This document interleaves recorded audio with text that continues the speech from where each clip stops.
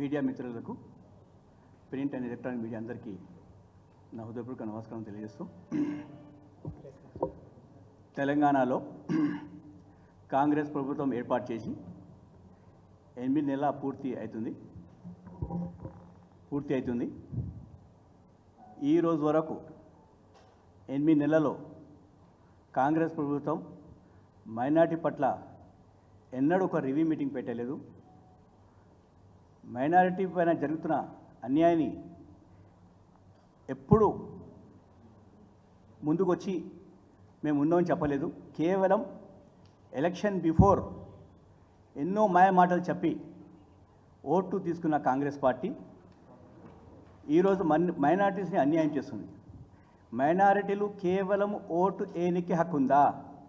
ఒకవేళ ఓటు ఏనికి హక్కు ఉన్నప్పుడు వాళ్లకు రావాల్సిన హక్కు మంత్రి పదవి కానీ, నామినేట్ పోస్టులు కానీ, ఎమ్మెల్సీలు కానీ ఎందుకు కాంగ్రెస్ పార్టీ ఇస్తలేదు? 10 years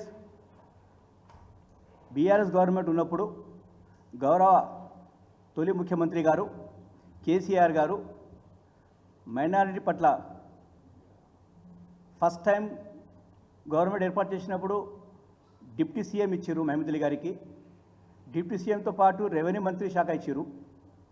సెకండ్ టైం గవర్నమెంట్ ఏర్పాటు చేసినప్పుడు ఓన్లీ ఇద్దరే ఓత్ తీసుకున్నారు, గౌరవ కేసీఆర్ గారు మరియు మహమూద్ అలీ గారు. అయితే కేసీఆర్ గారు మైనారిటీకి ఎంత గౌరవం ఇచ్చారో 10 yearsలో మీ ముందు ఉంది. అదే కాంగ్రెస్ ప్రభుత్వం 8 నెలలు అవుతుంది, ఈ రోజు వరకు మాకు రావాల్సిన హక్కు మైనారిటీ పదవి కానీ, ఇంకా ఏ ఎమ్మెల్సీ కానీ ఏది మాకు వచ్చలేదు.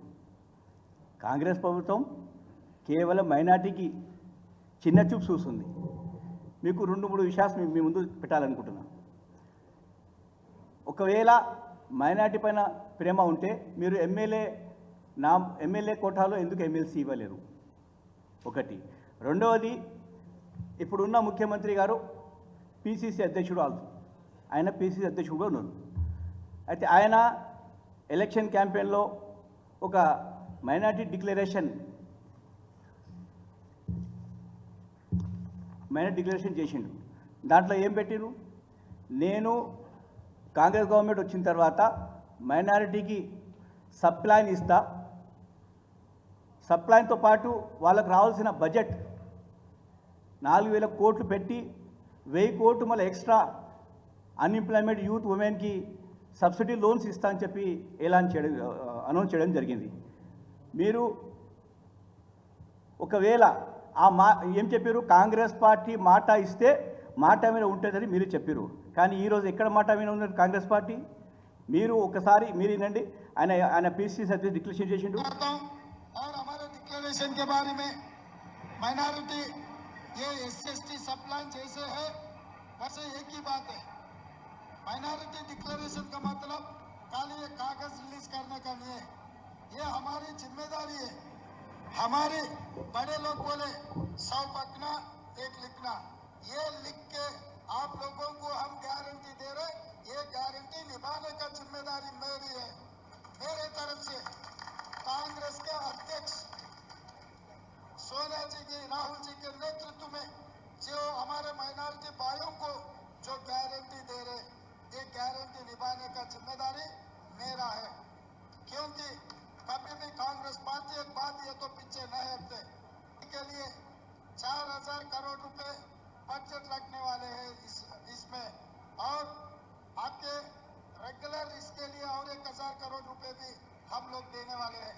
तो आप माइनॉरिटी वेलफेयर के लिए जैसा SC/ST सप्लान है, माइनॉरिटी सप्लान बनाने का हम लोग आते ही एक्ट बना देंगे. अगर माइनॉरिटी सप्लान बनाए तो आपको जितने पैसे आपके एलोकेशन बजट में होंगे वो पैसे पूरा आपके ही रहेंगे. अगर वो फाइनेंशियल ईयर में वो इस्तेमाल किए तो आगे कैरी फॉरवर्ड भी. అయితే అప్పుడున్న పిసిసి అధ్యక్షుడు ఇప్పుడు ముఖ్యమంత్రి ఆయనని, మళ్ళీ మైనారిటీ సబ్ ప్లాన్ ఆ యాక్ట్ ఎప్పుడు చేస్తున్నావు? 4,000 కోట్లు మరి 1,000 కోట్లు ఎక్స్ట్రా పెడతాను, ఇంతవరకు ఆ విషయంలో ఎప్పుడు మాట్లాడలేదు. బీఆర్ఎస్ గవర్నమెంట్ గౌరవ ముఖ్యమంత్రి అప్పుడున్న తొలి ముఖ్యమంత్రి గారు మైనారిటీకి 100% సబ్సిడీ లోన్స్ ₹1,00,000, బీద లేడీస్కి స్వింగ్ మిషన్స్, టైలరింగ్ మిషన్స్ అప్పుడు ఇచ్చారు. అయితే అప్పుడు ఎలక్షన్ కోడ్ వల్ల కొన్ని కాన్స్టిట్యున్సీలో మనం లోన్స్ ఇవ్వలేకపోయినాం.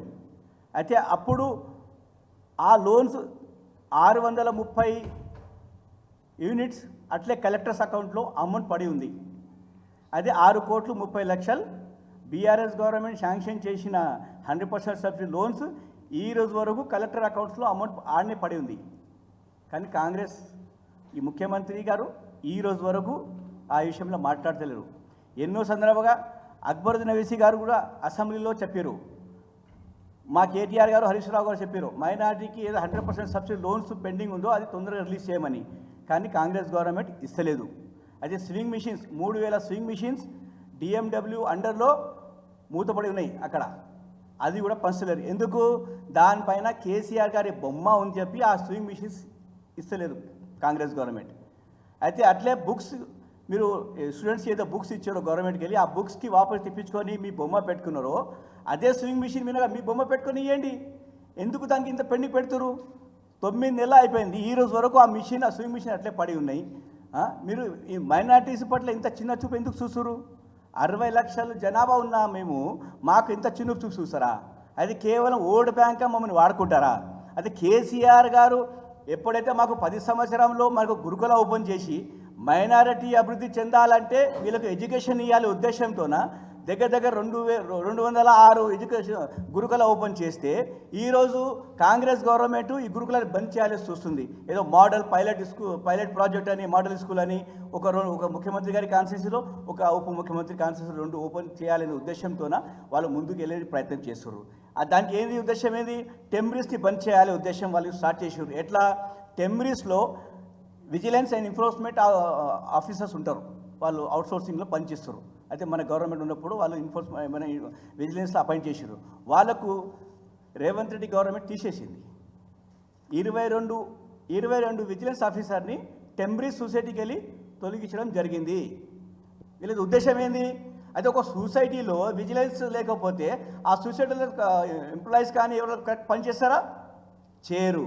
అది ఇదే తరాలో మళ్ళీ ఎస్సీ దాంట్లో ఎందుకు తీయలేదు? మళ్ళీ కేవలం మైనారిటీ పట్ల కాంగ్రెస్ చిన్న చూపు చూస్తుంది. కాంగ్రెస్ ఎప్పుడు మైనారిటీకి దూరం పెట్టాలి, కేవలం ఓట్ బ్యాంక్గా వాడుకోవాలి. వీళ్ళని ఎలక్షన్ వచ్చినప్పుడు మాయమాటలు చెప్పాలి, వీళ్ళ దగ్గర ఓట్లు తీసుకోవాలి, మళ్ళీ వీళ్ళకు మంత్రి పదవి ఇవ్వాలి అవసరం లేదు, ఏమి ఇవ్వాల్సిన అవసరం లేదు చెప్పి వాళ్ళు ఆ రూట్లో పోతున్నారు. నేను ఒకటే చెప్తున్నా, బీఆర్ఎస్ గవర్నమెంట్ ఇప్పుడు కేసీఆర్ గారు 4 ఎమ్మెల్సీలు ఇచ్చారు.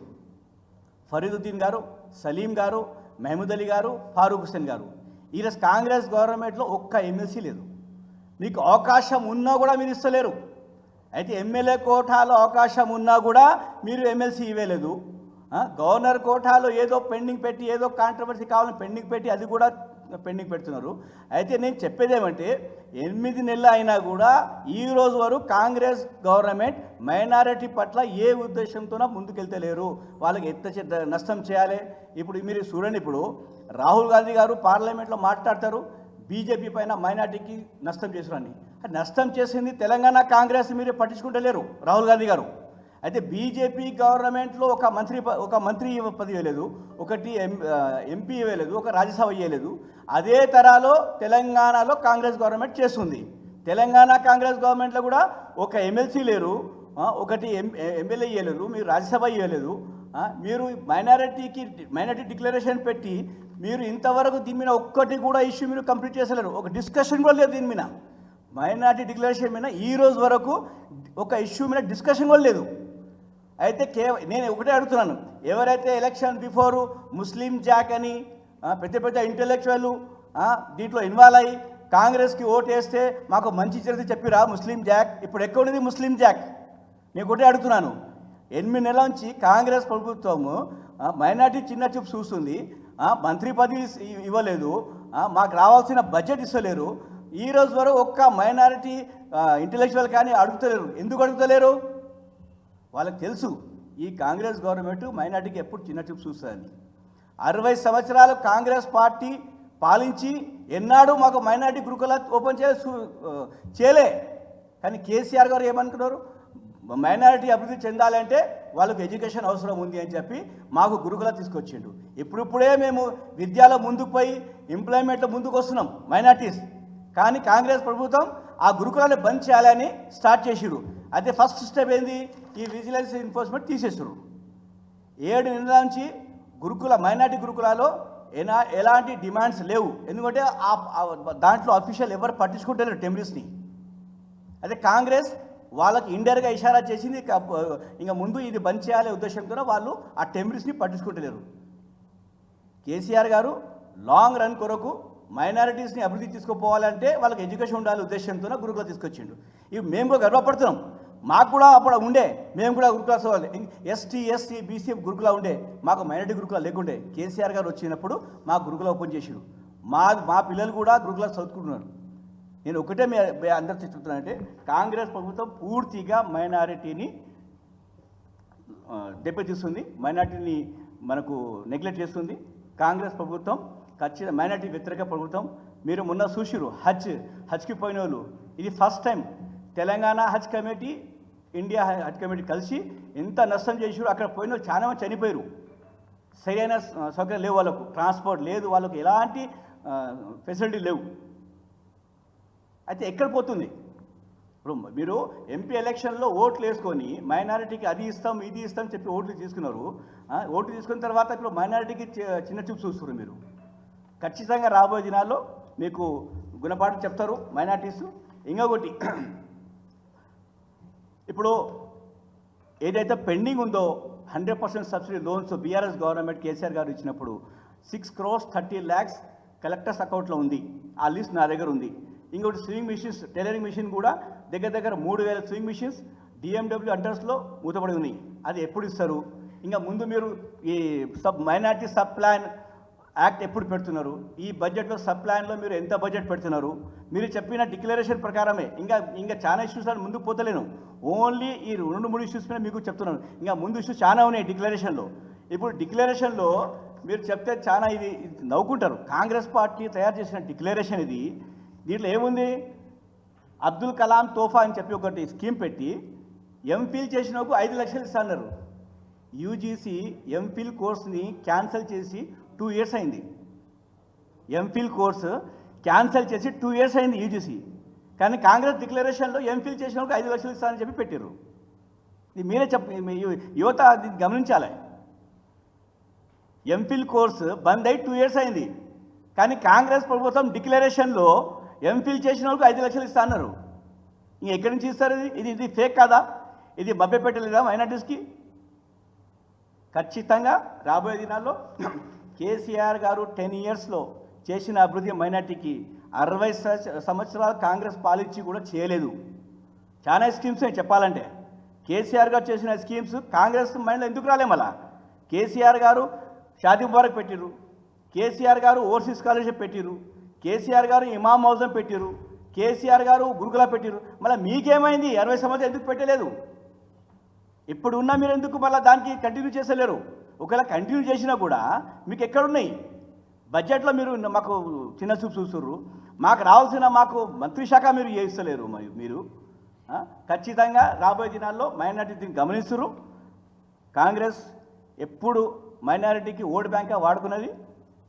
ఇంకా మా వాళ్ళకు అర్థమవుతుంది. ఈ ముస్లిం జాక్, ఈ ఇంటెలెక్చువల్ ఎవరెవరు అప్పుడు కాంగ్రెస్ సపోర్ట్ చేశారు. ఖచ్చితంగా మేము కూడా వాళ్ళ కలుస్తాం పోయి అప్పుడు ఏమైందయ్యా మీరు చెప్పారు కదా, ఇప్పుడు దీని విషయంలో మాట్లాడడం మేము కూడా చెప్తాం అందరికీ. ఈ మైనారిటీ సబ్ ప్లాను, ఈ 2-3 ఇష్యూస్లో మేము కూడా ఖచ్చితంగా దీన్ని ఫాలో చేస్తాం. రాబోయే దినాల్లో గమనించాలని కోరుతూ మీ అందరికీ అవకాశం ఇచ్చిన థ్యాంక్ యూ. నాతో ప్రెస్ మీట్లో నాతో పాటు బైకాని శ్రీనివాస్ యాదవ్ గారు రాష్ట్ర కార్యదర్శి గారు, మరియు దానీష్ గారు జడ్చర్ల మార్కెట్ కమిటీ మాజీ చైర్మన్.